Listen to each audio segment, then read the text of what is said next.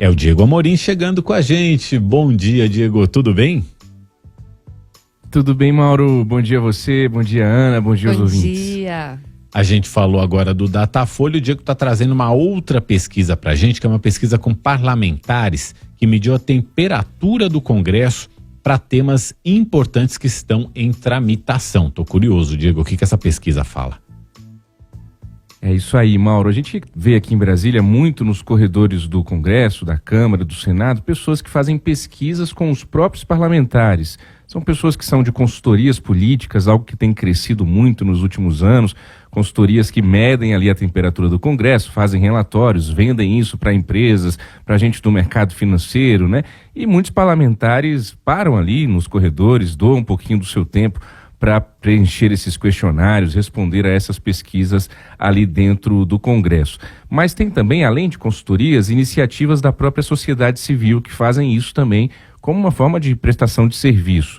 Isso acabou incentivando muito a figurinha do analista político, né, Mauro? Hoje em dia está tão popularizado, todo mundo é analista político, todo mundo que fala sobre política vira analista. Eu não gosto muito dessa alcunha, não. Sempre que me chamam de analista, eu falo, não, sou jornalista. Eu entrevisto, trago informações, de vez em quando dou algum pitaco, mas essa coisa de chamar todo mundo de analista político vem muito disso, assim, né? Pegam informações, falam um pouquinho de política, já se coloca como analista. Isso é até um desrespeito com o papel do cientista político, que é uma graduação, gente que estuda bastante para falar sobre a técnica, sobre a teoria da política. Pois bem, o ranking dos políticos é uma iniciativa da sociedade civil que desde 2011, já tem mais de 10 anos aí de existência, tem o propósito de mostrar para os brasileiros, na avaliação deles, o retrato fidedigno da performance dos representantes do Congresso Nacional de forma apartidária e independente. Então essa entrevista que eu trago hoje, os detalhes para o nosso ouvinte da Nova Brasil FM, foi feita entre os dias 5 de junho e 14 de junho deste ano, claro, agora há pouco, neste mês. Foram entrevistados 102 dos 513 deputados federais e 21 dos 81 senadores de partidos diferentes, respeitando aí uma proporcionalidade das bancadas, sobretudo na Câmara Federal. Quais foram os assuntos abordados, Mauro, para matar a sua curiosidade do nosso ouvinte? Reforma tributária, claro. Esse instituto, o ranking dos políticos, quis saber o humor dos parlamentares sobre a reforma tributária. E olha só, há um otimismo muito grande em relação à aprovação da reforma ainda neste ano de 2023. 79,4% dos deputados lá na Câmara acreditam que vai passar alguma coisa de reforma tributária ainda neste ano. Isso é um percentual maior do que no Senado, mas também no Senado a maioria dos senadores acredita em reforma em 2023, 61,9%. Mas quando a gente fala em reforma tributária, é o seguinte, todo mundo quer aprovar a reforma tributária. Você não pega ninguém no Congresso que vai falar que não quer. Agora, qual reforma? Todo mundo quer ter uma reforma para chamar de sua, todo mundo tem a sua reforma tributária na cabeça. E essa pesquisa dá uma dicasinha. Tem aqui uma pergunta que foi a seguinte, sobre a unificação da cobrança do ISS, aquele imposto sobre serviços, e o ICMS, que é o imposto sobre a circulação de mercadorias, mais voltado para o comércio. Então, olha só, 62,7% na Câmara e 66,7% no Senado, ou seja, a maioria dos deputados e dos senadores consultados nessa pesquisa, acredita que essa reforma tributária, que segundo eles será aprovada ainda em 2023, vai unificar a cobrança desses dois impostos muito populares, o ISS e o ICMS. A maioria dos deputados federais, 57,8%, acredita que não vai ter aumento de imposto para o setor de serviços. Já no Senado, essa percepção é um pouquinho maior. 61,9% dos senadores pesquisados aqui dizem que não vai ter aumento de imposto no setor de serviços em razão dessa possível e esperada unificação de tributos no Brasil. Agora resta saber o que é aumento de imposto na cabeça dos parlamentares, né, Mauro? Às vezes eles não chamam de aumento, chamam de reajuste, chamam de adaptação, chamam de contrapartida à reforma, que no final das contas é aumento de imposto. Tem um outro assunto aqui que é o que eles estão prometendo é que assim, né, que o bolo vai continuar o mesmo, né, da cobrança de impostos. Então, se hoje eu arrecado 100, eu vou continuar arrecadando 100, só que vai mudar quem é que vai pagar, né? Vai ter uma galera que vai pagar mais, vai ter uma galera que vai pagar menos do que paga atualmente. O bolo é que não muda. Vamos ver se isso se confirma ou não. Você estava falando, temos um outro assunto. Temos mais 2 assuntos aqui dessa pesquisa. Articulação política. Me fala.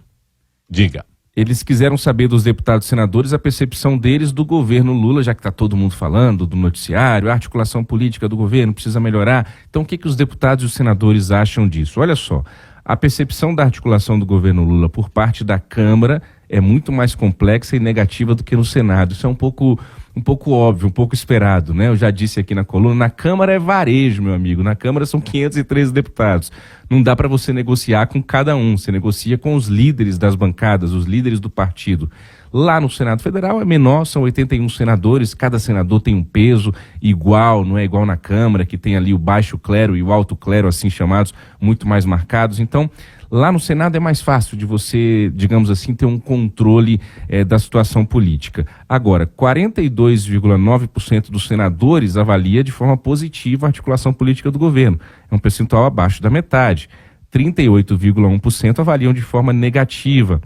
Já a maioria dos deputados federais, 51%, avalia como negativa a articulação política do governo Lula. Então, uma percepção mais negativa na Câmara do que no Senado.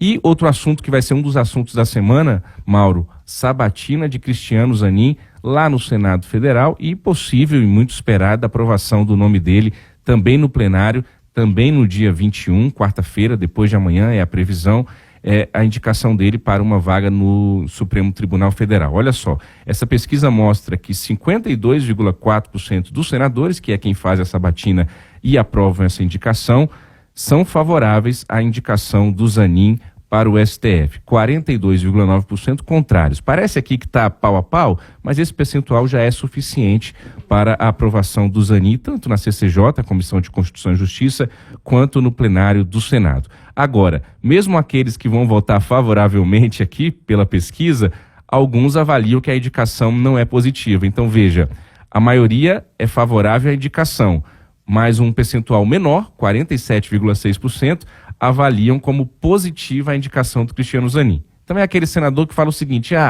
o Lula poderia ter indicado outra pessoa, não é muito legal para o Lula, para o Supremo e tudo mais, mas eu vou votar a favor do Cristiano Zanin para a vaga do Ricardo Lewandowski, que está se aposentando da Suprema Corte. Mauro, esses são os números dessa pesquisa Ranking dos Políticos. Temos uma semaninha movimentada, né? Tem essa sabatina do Cristiano Zanin, tem julgamento do ex-presidente Jair Bolsonaro na Justiça Eleitoral na quinta-feira, pelo menos o começo, tem o Copom na quarta-feira, tem toda a tramitação também do arcabouço fiscal no Senado. Essa semana teremos notícias, né? É isso aí, Mauro. Em meio aos festejos juninos lá no Nordeste, né?